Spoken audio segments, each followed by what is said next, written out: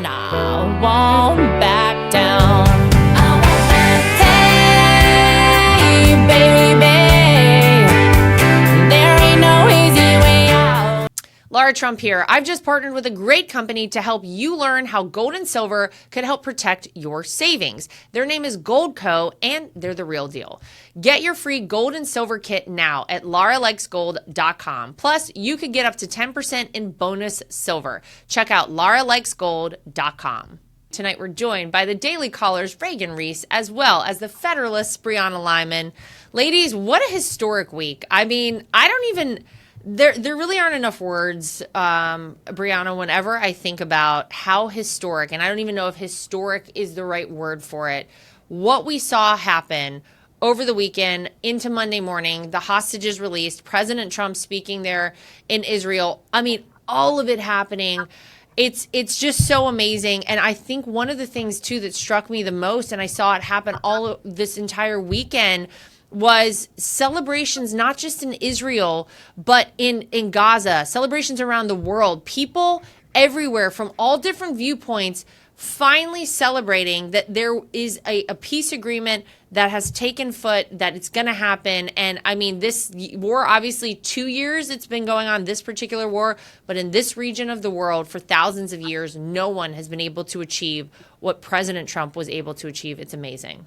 Yeah, and I'd say the group that is noticeably missing from the celebrations are the ceasefire now groups who for 2 years promised they would stop the riots and the harassment once there was a ceasefire. But to President Trump's accomplishments, he spoke of this yesterday during all those press briefings. He said this has been going on for 3,000 years, and it took President Trump 10 months to issue his second historic peace deal, right? Remember, it was the Abraham Accords. People tried to doubt Donald Trump then. They said it didn't matter. That was a foundation. That was a building block to get to this moment that only Trump could have built on. Biden had 2 years to try and bring those hostages home and to have a ceasefire that was successful. Instead, he ended up sending hundreds of thousands of dollars to Gaza that sunk off the coast. That's all he got accomplished. President Trump got 10 months, got the deal done because he put pressure on both sides. It wasn't just pressure on Hamas, it was pressure on Israel. That is what a negotiator does. He is the bread and butter of his entire life is negotiation. So I don't think anybody thought that this wouldn't happen. I think we're all very pleasantly surprised that it happened this fast because these are not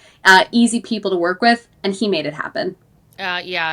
Reagan, you know, I used to talk about the fact that President Trump during his first term in office was the first president in 80 years with no new wars. And this is the 8th conflict that he has settled in 9 months in office.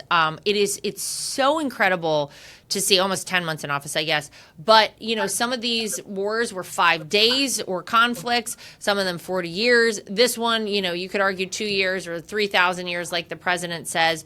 But I continue to go back and think about all the people who gave Donald Trump a hard time whenever he was running for president, saying, what kind of experience does he have with foreign policy? What does he know about diplomacy? This president shouldn't have the nuclear codes, Reagan, yet look at where we are today.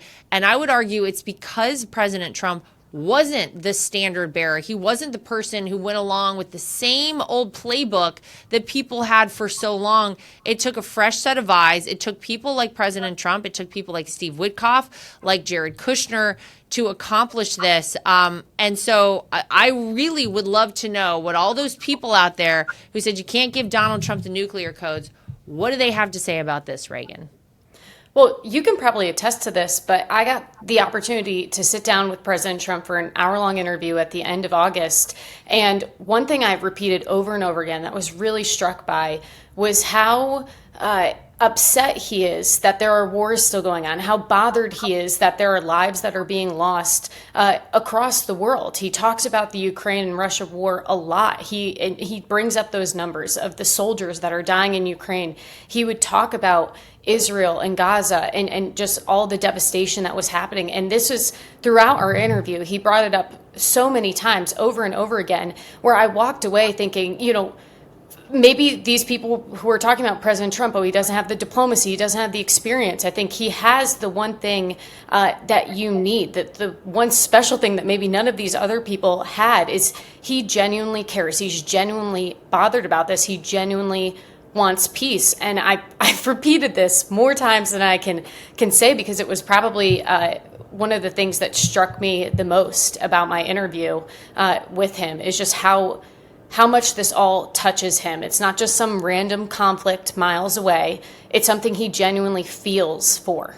Yeah, and he's never been part of the military-industrial complex, Brianna. He has never taken a penny from lobbyists or special interest groups. He has always said from the very first day he ran for office that he's going to work on behalf of we the people. And the reason I think that this deal came to fruition is because he always came at this from a place of putting America in the best possible circumstance, putting America first, making sure we were strong. And by making America strong, it gave us, a point of leverage. It gave us the ability to go out there to all the different players who had to come together in all of this. And I think one of the things that he talked about on Monday, whenever he spoke in Israel, was the fact that, whenever you talk about rebuilding an area of the world that's been so decimated, like Gaza has been, he said, I'm bringing in all the rich countries. They're all going to be a part of this. And I think that's so smart, because they have a stake now in what's going on. They're going to want to make sure that this part of the world maintains in this way, that you don't have chaos breaking out there again. It's such a fresh perspective on so much. And I keep trying to think about any other president, Democrat or Republican, ever approaching a situation like this.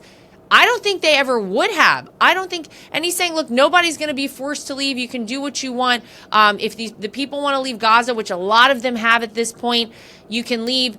The way he approached this, the people he brought together, it all started back, I believe, during his first term in office with the Abraham Accords. But it's just so much credit to him. And I still will believe that there was a divine hand on this, that Donald Trump was meant to be president right now. And this is one of the reasons that he was meant for it. Yeah, and I think you touch on something really important. Look, the globalist way of handling international conflict is to drag it out, because these globalists cannot comprehend a world in which a nation wants to negotiate peace for another country because it's beneficial for their own interests, right? President Trump doesn't care about international norms, which is what all of these globalists care about. President Trump cares about ending the bloodshed, to Reagan's point, saving lives, and keeping America as much out of it as we possibly can. That's why he was able to get this done, because he wasn't trying to kowtow to the globalist elites. He was saying, look, I'm working on behalf of the American people. This is in our best interest. It's in the best interest of humanity to see the bloodshed end, so I'm going to go forward with this. That's why Donald Trump was made for this moment. And I have to mention, the fact that we have heard for 10 years that Donald Trump is Hitler. He just rescued Jews from tunnels in Gaza and is ending a horrible war that has resulted in so many people dying. That is a horrible Hitler for the left. Pretty bad job at being Hitler. Pretty bad job. Absolutely. But see, I feel like the left digs himself in so deep that they're so far gone. I was looking through comments too, just about all of this, just seeing people's reactions to it. One of the things I thought was so funny was somebody said, it's incredible to see the terrorists are more cooperative than blue state Democrats. The fact but it's so true. I mean, Reagan, what are we talking about here? The fact that Donald Trump could get Hamas, a terrorist organization, to hand over the 20 hostages, absolutely incredible. That they could get a ceasefire, absolutely incredible. That they could end this conflict is incredible. And yet that there are Democrats out there who are going to find a way to make this a problem, to make this a bad thing. I can't wait to see how they try to spin this. And man, they're going to try. In fact, you had Obama over the weekend talking about how great and positive this was, but he gave President Trump absolutely zero credit. He says, after 2 years of unimaginable loss and suffering for Israeli families and the people of Gaza, we should all be encouraged and relieved that an end to the conflict is within sight, that those hostages still being held will be reunited with their families, and that vital aid can start reaching those inside Gaza whose lives have been shattered. More than that, though, it now falls on Israelis and Palestinians, with the support of the U.S. and the entire world community, to begin the hard task of rebuilding Gaza and to commit to a process that, by recognizing the common humanity and basic rights of both peoples, can achieve a lasting peace. And then my favorite was my brother-in-law, Don, said, I'll finish it for you. Thank you, Donald Trump. Did he just make a mistake, Reagan, in leaving that out? You know, I think for the Democrats that try to make this a negative thing, they can try. They're just going to dig themselves, like you said, a deeper hole. I don't think anyone is listening, because anyone who has seen war, who knows war, who has any common sense knows that ending war is a good thing. I have to bring up that actually 2 months ago to the day, I was where President Trump was right now in Israeli parliament.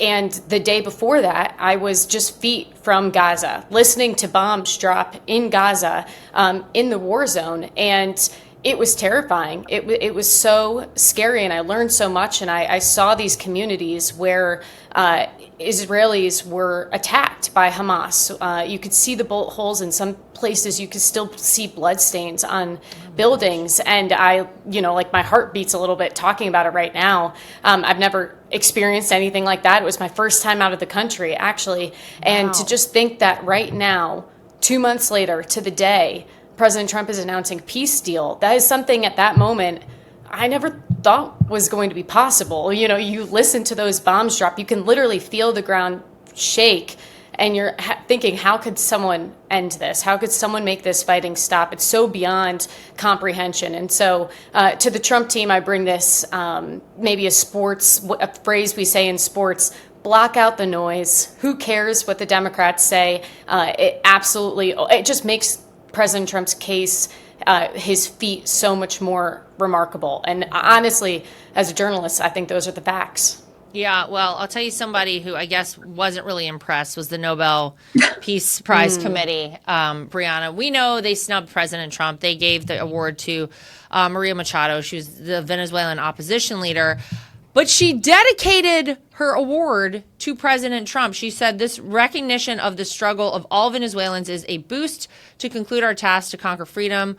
We are all on the threshold of victory, and today, more than ever, we count on President Trump, the people of the United States, the peoples of Latin America, and the democratic nations of the world as our principal allies to achieve freedom and democracy. I dedicate this prize to the suffering people of Venezuela and to President Trump for his decisive support of our cause. I mean, obviously, she's dedicating it to him for supporting the people of Venezuela and what she's trying to do.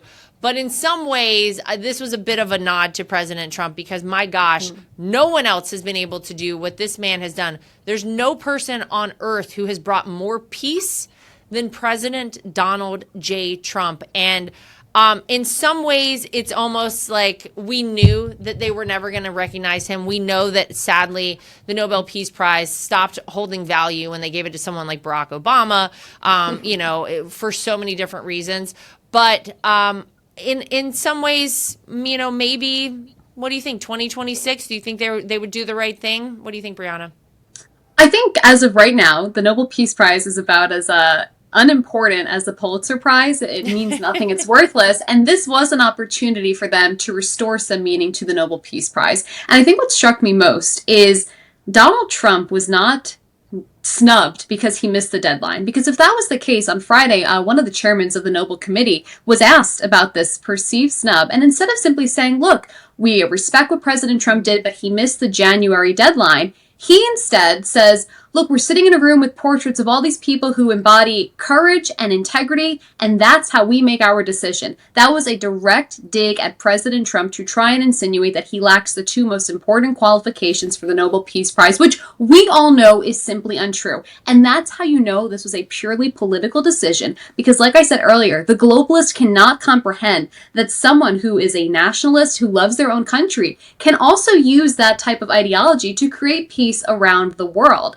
And when we talk about the Nobel Peace Prize, look, let's remember, Alfred Nobel was a radical anti-Semite. So it's really not that surprising that Donald Trump frees Jewish hostages and brings peace to Israel, that the Nobel Peace Prize Committee is like, oh, this is not our guy, because they were founded by someone who's super anti-Semitic. But in 2026, they have an opportunity to redeem themselves and restore some type of credibility to this award, and that'll only be done if President Trump gets it.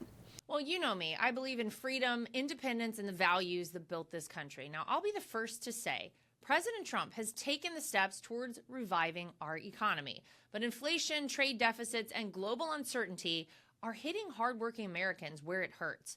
Here's the truth. I refuse to let these hidden forces decide my future. That's why I help protect my wealth with real assets, physical gold and silver. For generations, these metals have held value, no matter who's in office or what the markets do. To me, gold and silver mean independence, not just for today, but for tomorrow. If you want the peace of mind I found, it's time to take action. I've partnered with the #1 rated precious metals company, Goldco, and right now they're offering first-time gold buyers a rebate of up to 10% in bonus silver on qualified accounts. Visit LaraLikesGold.com to learn how to help safeguard your savings with gold and silver the way I do. That's LaraLikesGold.com. There's a new docufilm out by Angel called RFK Legacy, and I encourage you all to watch it. It's produced by Oliver Stone, and it tells the story of Robert F. Kennedy, a man who stood for truth and justice and who ultimately gave everything for it, and how his son, my friend RFK Jr., has carried that torch forward. 62 days later, a violent act took RFK's life as well. Unfortunately, moments like this aren't new. History repeats itself. Giant voices silenced, families left grieving, and a movement left asking, where do we go from here? If you're feeling the weight of what's happened, like I am, I want to encourage you to watch RFK Legacy. Let it remind you that we honor those we lose by refusing to stay silent. Let's be like RFK Jr. and his father and have the determination and resolve to help make the world a better place. Stream it today at Angel. Talk about it with your family and friends, and let it inspire you to keep shining a light in dark places. Because when history echoes, we can answer back with courage. I agree. I mean, look, a lot of people, Reagan, have said to me, like, maybe there's a new prize. Maybe we come up with something new. I know I have a lot of friends who over the weekend were texting me about this and saying, like, it's time. Marissa Streit, who's the CEO of PragerU, was on my Fox show this weekend, and she suggested that too. She's like, maybe we just come up with a brand new prize because, yeah, I mean, to Brianna's point, this one has lost a lot of its value. But it's such a shame, and I do think they could restore it. But could you ever see a world in which we come up with something new, Reagan, that, I don't know, maybe Israel comes up with it, maybe the United States comes up with it, and we have some sort of a group of people who are truly subjective when it comes to awarding such a thing? What do you think? I think absolutely, but I think Donald Trump knows. I think we all know it would be sweeter if he got that Nobel Peace Prize, if they finally did give it to him. And so I think my hot take is that they're going to give it to him in 2026. He's on a roll. What did Hillary Clinton say? If he ends the Russia-Ukraine war, that she's then going to nominate him for the Nobel Peace Prize. I think that I know it's the toughest war. I know the president has expressed frustration with trying to get that across the finish line. But, never say never. I'm optimistic for 2026. And I loved what President Trump said when he called the recipient of the Nobel Peace Prize. And he said, I could have asked her to give it to me then if she said she was going to dedicate it to me, but she didn't. I thought that was so funny. And, they can beat him down. They can make subtweet digs at him, whatever. He's still cracking jokes. He still moves on, and he's still now in Israel signing peace deals. He's again, historic. I don't even think begins to talk about it. And I just continue to think about the fact that he's only been in office for a short amount of time. It's October. He got in there at the end of January. This is incredible, the things he's been able to do. I mean, look, obviously we're all sort of talking about this peace deal because it's so major. But there's so much, Brianna, that he's also done. So many promises made and promises kept. We use that kind of phrase during the first term, but he's continued to do it now. Right now, we have the lowest border crossings since 1970 in 55 years. This is the most secure border in the history of America. And listen to these stats. I think this is amazing. During the first 111 days of the fiscal year, so we're not talking about the calendar year, the fiscal year, When former President Joe Biden was still in office, border agents apprehended 72% of the 2025 total numbers. Over the next 254 days, the Trump administration recorded 27%. That's because people get it. They know, Brianna, do not come right now, as Kamala Harris tried to say, do not come. They're not coming now because they know this president means business. And if you cross over the border right now, guess what? You're going to be sent back. We also, for the 5th consecutive month, have had 0 migrants released into the United States interior. This is what we're talking about. This is a promise made, promise kept. And by the way, Brianna, this is one of the main reasons people went out and voted for President Trump in the 2024 election. He's delivering on this promise as well. And it also must drive the left crazy that he's been so successful. We didn't need a new law. We didn't need Congress to do a single thing. We needed to enforce the laws on the books as they're written. And that's what this president has done.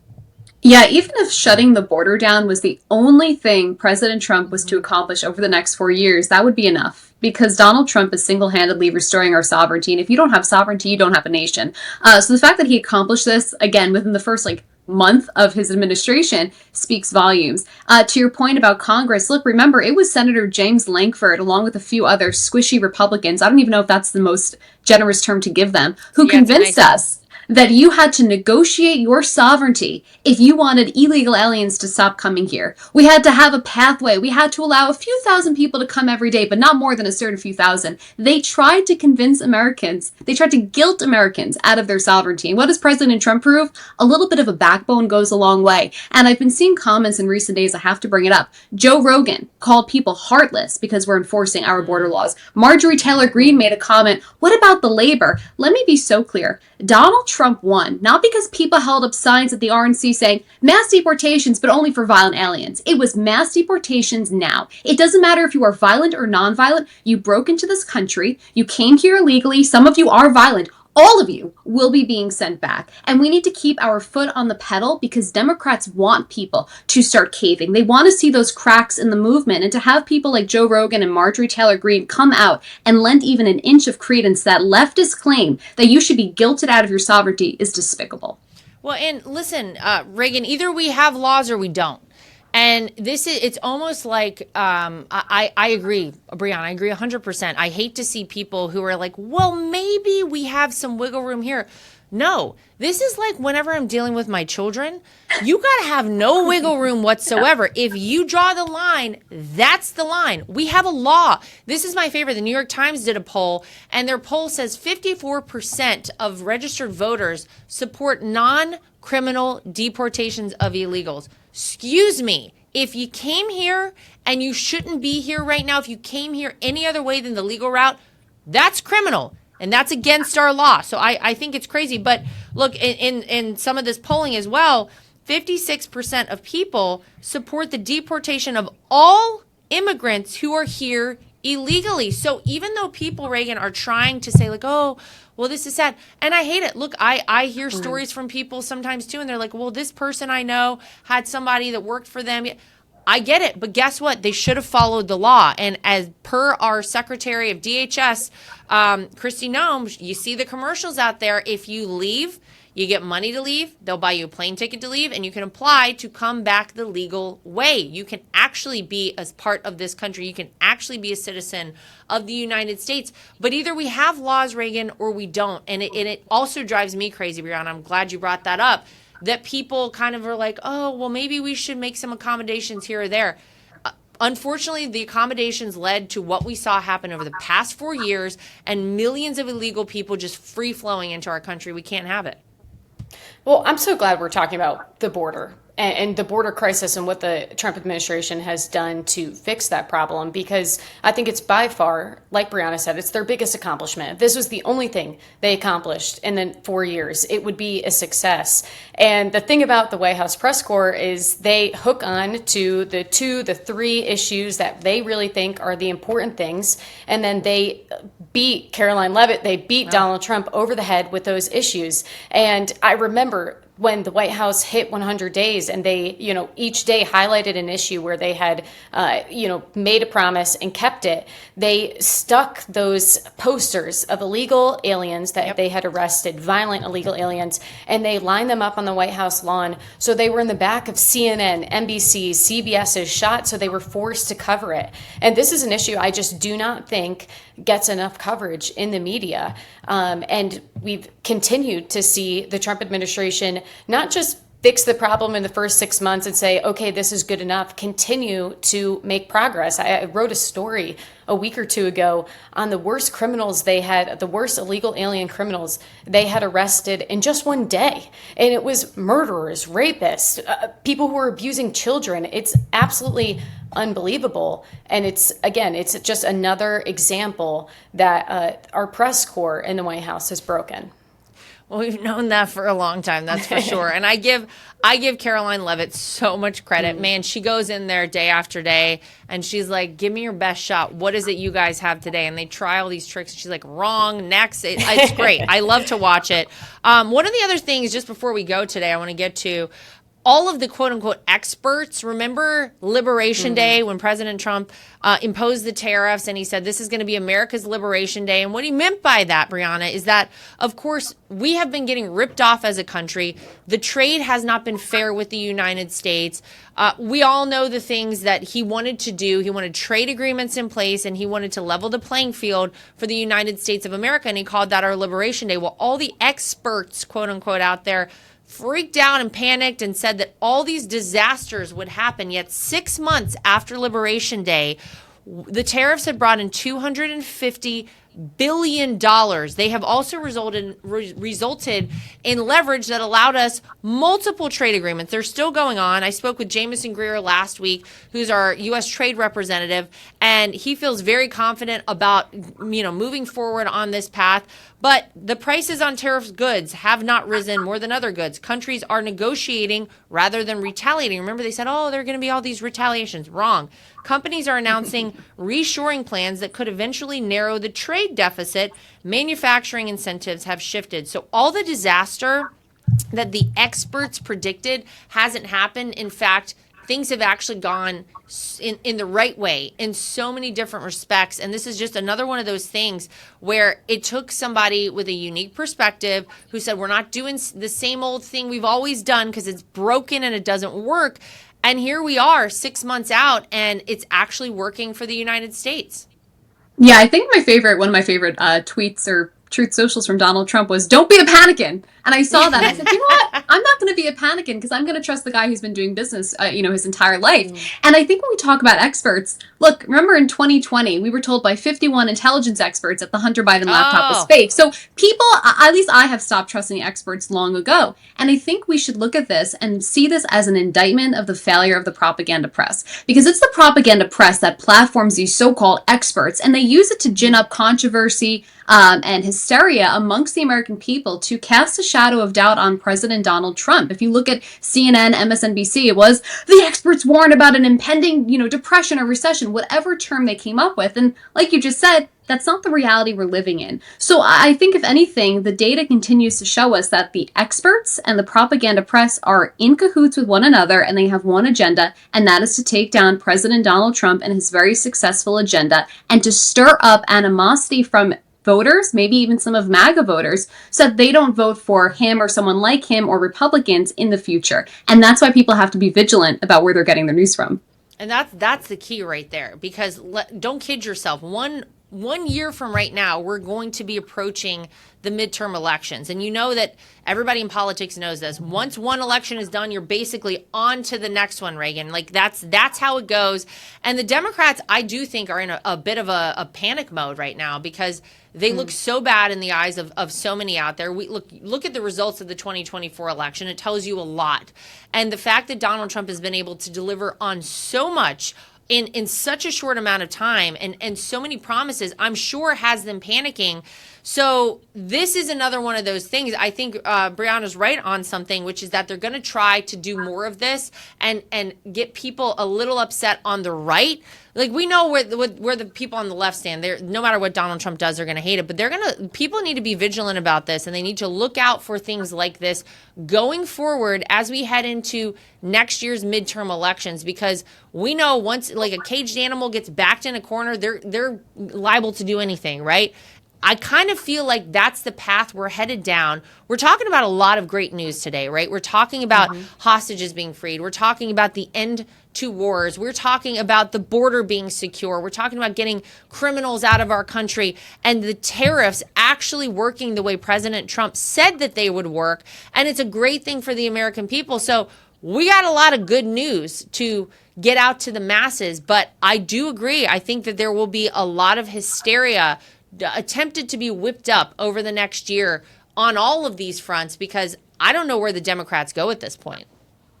Yeah, the 2026 midterms is going to be interesting. I think the most important thing to keep in mind, and this is something that has come up as I have conversations with people in the Trump political team, just Republicans in general, Democrats, is that voters have short-term memories. And also angry voters tend to be more motivated than happy voters. And then above all, the top line is the economy is key.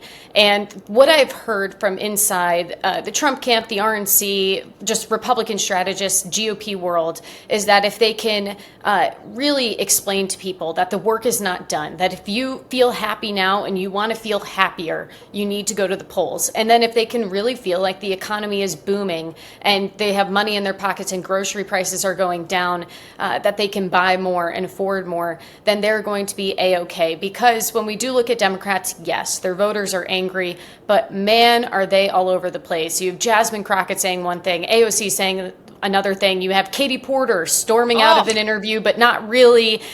They're a complete mess. And so I think this is right now, this snapshot in time is a great place for Republicans. And if they can continue to remind voters of that, getting closer and closer to the 2026 election, and then really have Americans feel the economy. This is something we've just seen politicians struggle with for the last 5 years now, is Americans really feeling like there's money in their pockets. If the Trump team can get that, and they know that's so important, then I think the 2026 midterms could be something historic for the Trump White House. Yeah, we want to go against what usually happens, because we know the usual course of events is that, you know, whoever wins the White House, the opposite party is typically who wins those midterms the coming 2 years later. And so we want to flip that on its head.